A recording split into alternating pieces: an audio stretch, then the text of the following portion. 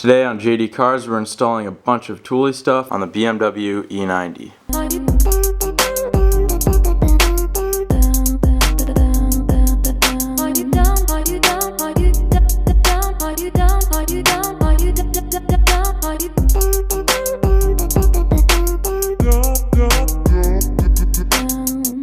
So this isn't something I've been particularly excited for in terms of the looks of it, because I don't really think I'm going to be a fan of the look of the roof rack. However, I am very excited about the functionality of being able to take my bike places with my car. Here's the beast right here.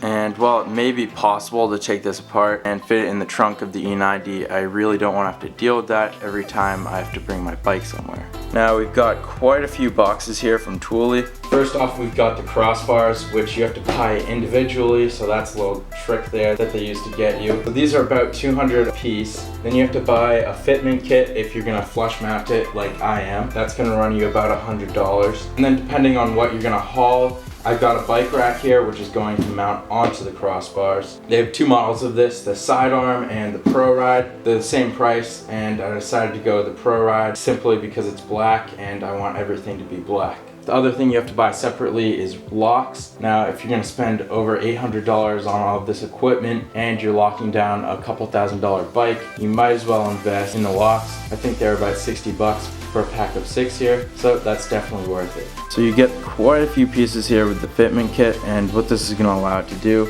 is flush mount right to the car for a nice clean look.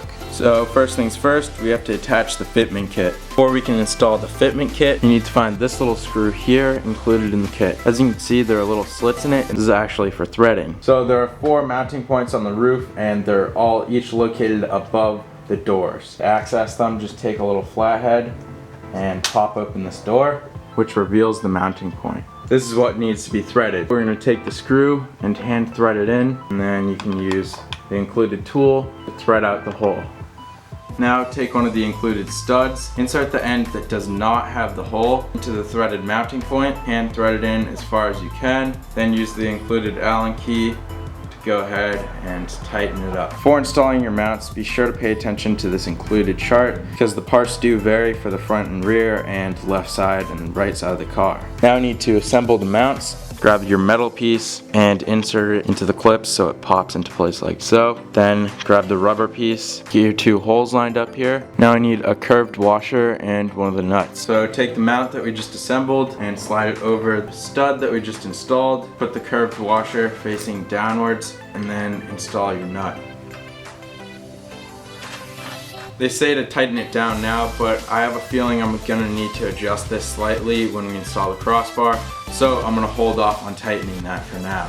Once you've got your first mount installed, go ahead and repeat the process for the 3 remaining mounting points of the car. Once you've got the fitment kit installed, we can go ahead and grab one of our AeroBlades and install it. Go ahead and pull this side out a little bit, as well as this side. Lay it across like so. Grab the included hardware, lower the AeroBlade down, and stick the bolt through the hole here.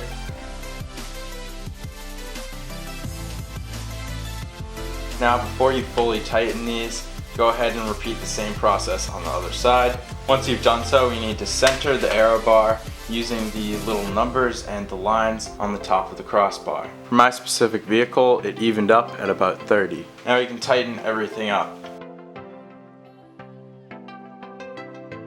You can now install the cover by carefully sliding it on and pushing it into place. Now just go ahead and tighten up all the bolts on the other side and install the cover. So it doesn't actually look that bad so far. I'm going to go ahead and install the rear bar, and then we can install the ProRide. Alright, here it is with both AeroBlades installed. Now we can install the ProRide. I'm mounting the bike on the passenger side, so because I opted to get the AeroBlade, we won't have to use any complicated clamps, just these 3 bolts here. We're going to put the 2 61mm ones in the front and the 135mm one in the rear. So we'll start off with these 3 clamps right here. I'm going to take these pieces and line up the threads so that it's facing the bottom here. Press it in so it's pressure fit and it shouldn't fall out. Now we take these 2 61mm bolts and insert them through the front hole here and this other hole here. Now we take the clamp with the lock cylinder hole in it and we screw it onto this bolt right here. So just get it to seat like so. It doesn't have to be crazy tight, just to hold it on there. Now we're going to repeat the same process with another one of the clamps. Now we secure the last clamp in the rear here. Now we can lift it up into position here. First securing the front bolt, and you can slide this rear panel to fit to your vehicle. To get your rear bolt to slide into place, then we can slide the second front bolt into place. Now I can reinstall these covers. So just twist these clamps and tighten them up until they clamp down nice and firmly. Once you've got all of those clamped down, it should be nice and secure, and we can go ahead and install the locks to protect all of our equipment. We're going to take one of the lock cylinders and one of the change keys, which is just a blank key. Go ahead and insert it into the cylinder. Now I place it in here with all the notches facing the top. Hold the cylinder in place with your finger, remove the change key, and you can now use the locking key to lock it into place. Now that it's locked, the cover cannot be removed, and you can't remove the mount from the car. I'm going to go ahead and repeat this on the 3 other mounting points on the car.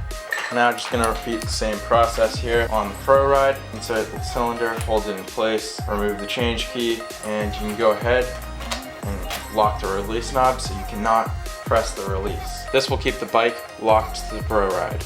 Once you unlock this, you can go ahead and press the release, and the bike will be released from the ProRide. The 6th and final lock to be installed is going right here on the top of the ProRide. Keep the ProRide locked to the AeroBlade. So we've got it all installed here, and it honestly doesn't look that bad. Now let's go ahead and take this outside and see what it looks like with the bike on it.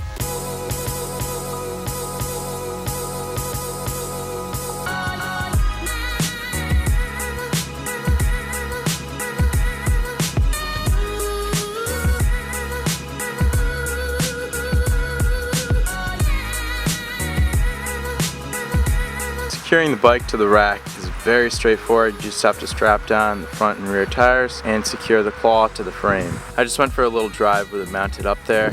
I took some hard turns, braked pretty hard, and the thing didn't budge. It's very secure. And removing the bike from the rack is also very straightforward and takes pretty much 30 seconds. Thule is an expensive brand, but you get what you pay for. Quality is exceptional and installation is very straightforward. As always, if you're interested in any of the products, the links are in the description below. I hope you guys enjoyed this video. Please leave a like below and subscribe if you've yet to do so. Thanks guys, I'll see you next time on JD Cars.